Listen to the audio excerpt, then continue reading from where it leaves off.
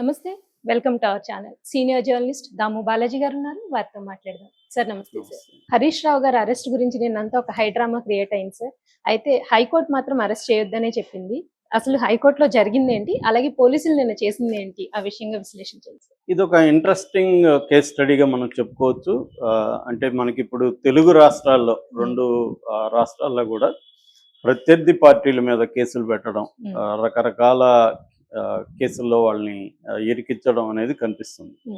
ఈ ట్రెండ్ ఇంతకుముందు కూడా ఉన్నింది, ఇప్పుడు కంటిన్యూ అవుతుంది. అంటే పొలిటికల్ పార్టీలు ఏ ఉన్నా కూడా ప్రత్యర్థుల మీద కేసులు పెట్టడం అనేది ఒక హరాస్మెంట్లో భాగంగా ఒకటి చేయడం. రెండోది ప్రత్యర్థి పార్టీలని ప్రెజరైజ్ చేసి ఆ పార్టీలో ఉండే వాళ్ళని కొంతమందిని అక్కడ నుంచి ఖాళీ చేయించి రావడం.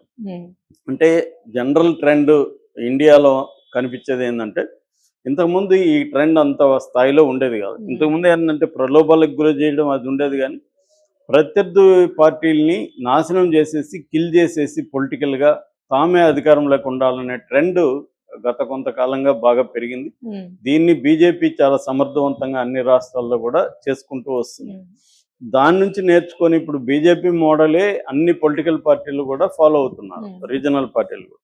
కాంగ్రెస్, బీజేపీ ఈ మోడల్కి వ్యతిరేకంగా కాంగ్రెస్ పోరాటం చేసుకుంటుందని దేశవ్యాప్తంగా చెప్తారు, కానీ తెలంగాణలో మాత్రం ఒక బీఆర్ఎస్కు, కాంగ్రెస్కు లేదా తెలుగుదేశానికి, వైసీపీకి తేడా కనబడట్లేదు. ఇక్కడ కూడా ఒక రీజనల్ పార్టీ లాగే రేవంత్ రెడ్డి బిహేవ్ చేస్తున్నాడు. మేబీ అతనికి ఫ్రీడమ్ ఇచ్చినట్టున్నారు. అంటే వాళ్ళకి రాహుల్ గాంధీ లాంటి వాళ్ళకి ఏంటంటే, ఇక్కడ వాళ్ళకు ఉన్నవే 3 స్టేట్లు ఉన్నాయి. దీంట్లో కంట్రోల్ చేసి వీళ్ళని రేపు ముఖ్యమంత్రులను మార్చి ఉన్న స్టేట్ కూడా పోతుందని భయం కూడా ఉండొచ్చు. అందుకని కూడా రేవంత్ రెడ్డిని కంట్రోల్ చేస్తున్నట్టు కనబడదు. అందుకని ఇక్కడ ఏం చేస్తున్నారు, రకరకాల కేసులు పెడుతున్నారు. దీనికి ఒక తాజా ఉదాహరణ, ఎలాంటి కేసు పెట్టారు హరీష్ రావు మీద అని చెప్పుకుంటే మనకి ఇంట్రెస్టింగ్ ఉంటుంది. అంటే ఇవాళ ప్రజాస్వామ్యం ఎలా ఉంది అని చెప్పుకోవడానికి. సో దీంట్లో ఏంటంటే, నిన్నంతా కూడా పెద్ద హైడ్రామా నడిచింది. యాక్చువల్గా కౌశిక్ రెడ్డిని అరెస్ట్ చేస్తారనే వార్త వచ్చింది. దాంతో కౌశిక్ రెడ్డికి మద్దతుగా హరీష్ రావు, సిద్దిపేట ఎమ్మెల్యే, ఆయన కొండపూర్ వెళ్ళి వాళ్ళ ఇంట్లో ఉన్నాడు. ఈ లోపల పోలీసులు వెళ్ళారు. పోలీసులు కౌశిక్ రెడ్డితో పాటు హరీష్ రావును కూడా అదుపులోకి తీసుకున్నారు. సో కౌశిక్ రెడ్డి మీద కేసు ఏంటంటే, బంజారా హిల్స్ పోలీస్ స్టేషన్లో ఈయన రేవంత్ రెడ్డి మీద ఇటు SIB special intelligence bureau chief Shivadhar Reddy మీద కేసులు పెట్టడానికి వెళ్ళాడు. అక్కడ సిఐ కేసులు తీసుకోకుండా ఈయనతో ఆర్గ్యుమెంట్లోకి వెళ్తే, ఆర్గ్యుమెంట్లో ఈయన కౌశిక్ రెడ్డి బెదిరించాడని సిఐని, సో సిఐ పేరు రాఘవేంద్ర, ఆయన బెదిరించాడని చెప్పి ఆయన మీద కేసులు పెట్టారు. డ్యూటీలో ఉన్న పోలీస్ ఆఫీసర్ని బెదిరించాడు, అతని కారుకి తన వెహికల్ని అడ్డం పెట్టాడు, ఇలాంటి సెక్షన్ల కింద ఆయన పెట్టారు.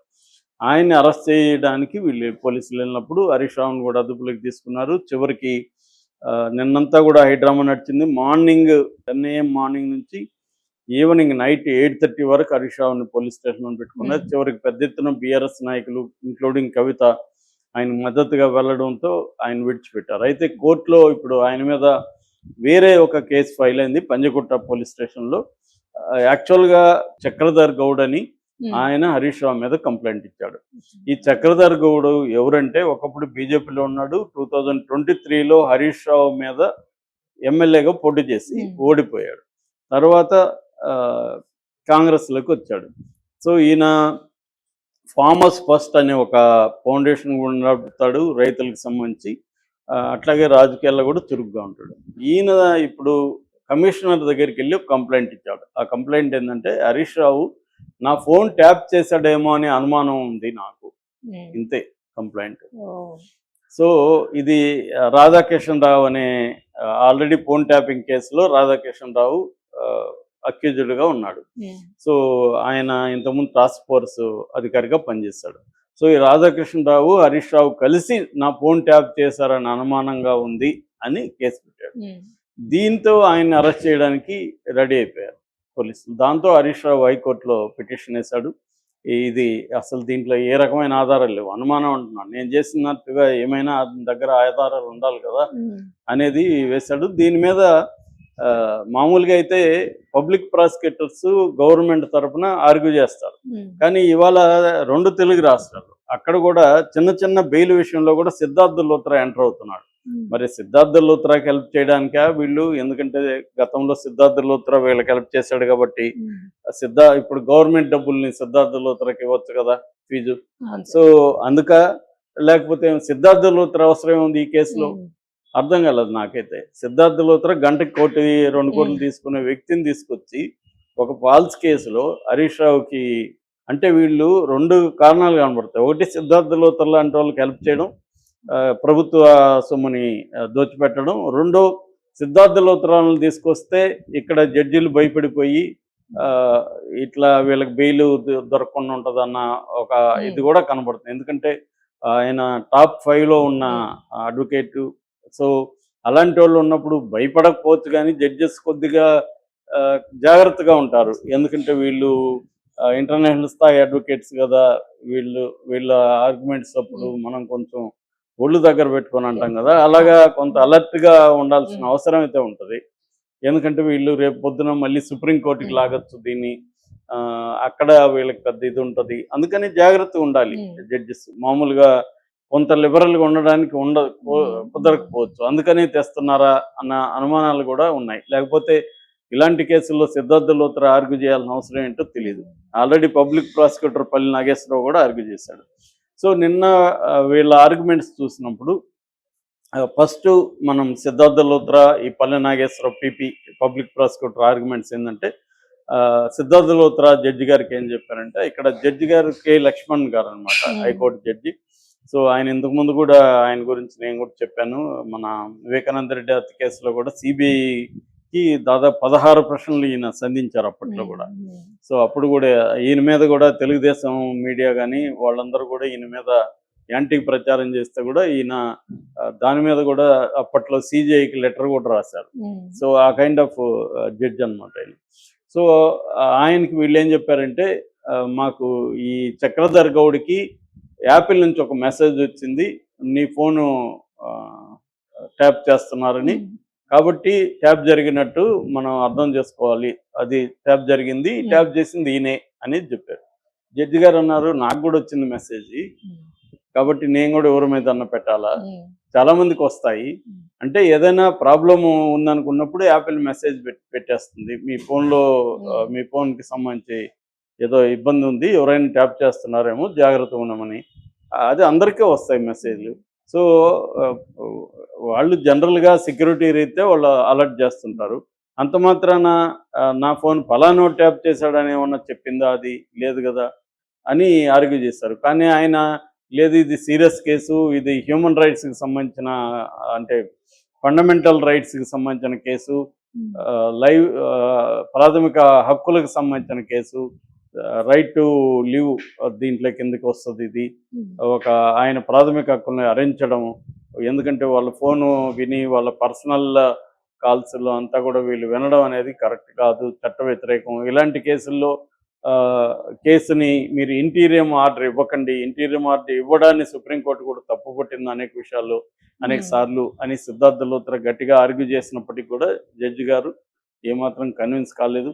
ఇటుపక్క నుంచి senior journalist, senior advocates Ramachandrarao, Chandrashekar Reddy ఇద్దరు ఇటుపక్క కూడా గట్టిగానే ఆర్గ్యూ చేశారు. రామచంద్రరావు కూడా వెరీ సీనియర్ అడ్వకేట్ తెలంగాణలో.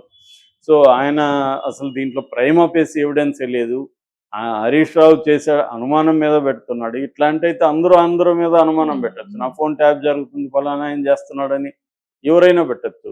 సో పెట్టినంత మాత్రాన వాళ్ళ హక్కులు హరించారని చెప్పి వాళ్ళందరినీ కేసులు పెట్టి లోపలేసేస్తారా బెయిల్ ఇవ్వకుండా? అసలు ఇలాంటి కేసులు పెట్టడం అనేది కరెక్ట్ కాదని వాళ్ళు ఆర్గ్యూ చేసినప్పుడు చివరికి 30వ తేదీ వరకు అరెస్ట్ చేయొద్దని ఆర్డర్స్ పాస్ చేశారు జడ్జి. తర్వాత ఈ చక్రధర్ గౌడ్కి కూడా నోటీసులు ఇచ్చారు కౌంటర్ ఏమని. ఎందుకంటే దీంట్లో ప్రైమా ఫేసి ఎవిడెన్స్ లేదనేది జడ్జి గారు కూడా చెప్పారు, ప్రాథమిక ఇది లేదు. రెండోది, రామచంద్రరావు గారు ఏం ఆర్గ్యూ చేశారంటే, ఇప్పుడు అతను కంప్లైంట్ ఇవ్వాలంటే నేరుగా వెళ్ళి పోలీస్ స్టేషన్ ఇవ్వాలి, ఎందుకు కమిషనర్కి వెళ్ళి ఇచ్చాడు అంటే దీని వెనుక ఒక లార్జర్ కుట్ర కాన్స్పిరసీ కనిపిస్తుంది. సో రెండవది, ఒక కంప్లైంట్ ఎవరైనా ఇస్తే ఆ పోలీసులు ప్రాథమిక విచారణ జరిపినాక కానీ కేసు నమోదు చేయరు. ముందు అసలు ఆ, దీంట్లో ఏమన్నా ఉందా, ఈయన ఆధారాలు చూపించాలి కదా. ఇప్పుడు ఎవరంటే వాళ్ళు వెళ్ళి పోలీస్ స్టేషన్లో కేసులు పెట్టేస్తే అన్ని కేసులు నమోదు చేయరు కదా. ఎందుకంటే మనం ఆధారాలు చూపించాం. ఇప్పుడు నన్ను పలానోడు కొట్టాడని నేను వెళ్ళి ఒక పోలీస్ స్టేషన్ ఇస్తే నన్ను కొట్టినట్టుగా నేనేదో ఒక ఆధారం చూపించాలా, ఎవరినో పట్టుకుపోవాలా, సాక్ష్యం చూపించాలి, మా ఇద్దరి మధ్య గొడవలు ఉన్నాయని చెప్పడానికి ఏదన్నా ఆధారం చూపించాలి. ఇవేవీ లేకుండా నేను కొట్టారని ఎవరి మీద నాకు కోపం వచ్చింది, నన్ను కొట్టాడు, చావు కొట్టాడు అని చెప్పి నేను పోలీస్ స్టేషన్లో కేసు పెడితే అరెస్ట్ చేస్తారా? సో ఈ కైండ్ ఆఫ్ అంటే ఇక్కడ ఏంటంటే క్లియర్గా పొలిటికల్ వెండెట్టాతో హరీష్ రావు మీద కేసు పెట్టినట్టే కనబడుతుంది తప్ప ఏమాత్రం లేకుండా సుప్రీంకోర్టు జడ్జిలను తీసుకొచ్చి ఇదంతా కూడా ఆయనకి ఇచ్చే డబ్బులు ఎవరిది? ప్రజాధనమే కదా. తెలంగాణలో మనమంతా పౌరులం, మనమంతా డబ్బులు కట్టిన వాళ్ళకి వెళ్తుంది. సో దీన్ని అడిగే హక్కు ప్రతి ఒక్కరికి ఉంటుంది. ఇలా అవసరమా ఒక హరీష్ రావు అనే ఒక పొలిటికల్ లీడర్ మీద ఏదో ఒక ఫేక్ కేసు పెట్టి దీనికి సిద్ధార్థ లూత్రాన్ని తీసుకొచ్చి చేయాల్సినంత అవసరం ఉందా? రేవంత్ రెడ్డి లాంటి వాళ్ళు ఆలోచించుకోవాలి. ఎందుకంటే రేవంత్ రెడ్డి ఒకప్పుడు కేసీఆర్ పెత్తనానికి వ్యతిరేకంగా, అహంకారానికి వ్యతిరేకంగా పోరాటం చేసి ప్రజల్లో హీరోగా నిలిచిన వ్యక్తి. మళ్ళీ నువ్వు ఎవరితో అయితే పోరాటం చేసావో అదే పద్ధతుల్ని నువ్వు అమలు చేస్తే ఇంకా ఆయనకి నీకు తేడా ఏముంది? తేడా చూపించడం అనేది ఇంపార్టెంట్. అధికారంలోకి రాకముందు ఎవడైనా మాట్లాడతాడు, వచ్చినప్పుడే అధికారంలో ఉన్నప్పుడే అసలు స్వరూపం అనేది, ఒక వ్యక్తి అసలు స్వభావం అనేది బయటకు వస్తుంది. Right sir, thank you sir.